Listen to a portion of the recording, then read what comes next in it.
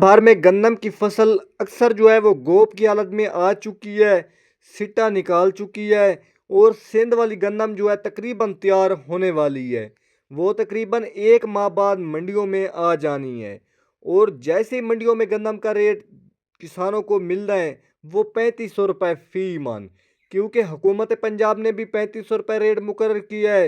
اور اس سال حکومت کا جو دوبارہ نیا اعلان آیا ہے کہ کسانوں کو پرائیویٹ سیکٹر کے ذریعے گندم خریدی جائے گی، یعنی کہ کسانوں سے گندم حکومت نہیں خریدے گی بلکہ پرائیویٹ سیکٹر کے ذریعے کسانوں کو 3500 روپے ریٹ دیا جائے گا۔ اور کسان کہتے ہیں اس سال اگر ہمیں شروع میں اچھا ریٹ نہ ملا تو ہم نے 3-6 ماہ کے لیے گندم سٹاک کر لینی ہے، جیسے ہی گندم کا ریٹ 4045 روپے ہوگا تب ہی ہم نے سیل کرنی ہے۔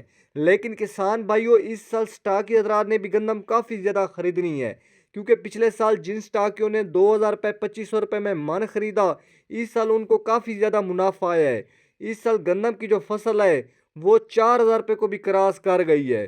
اب اس وقت بھی منڈیوں میں ریٹ وہ سچی بات ہے 9700 روپے 102 کلو گرام، 36-3700 روپے فی من اس وقت بھی چل رہا ہے، یعنی کہ جیسی گندم منڈیوں میں آئے گی وہی 3500 روپے ریٹ ملنا ہے۔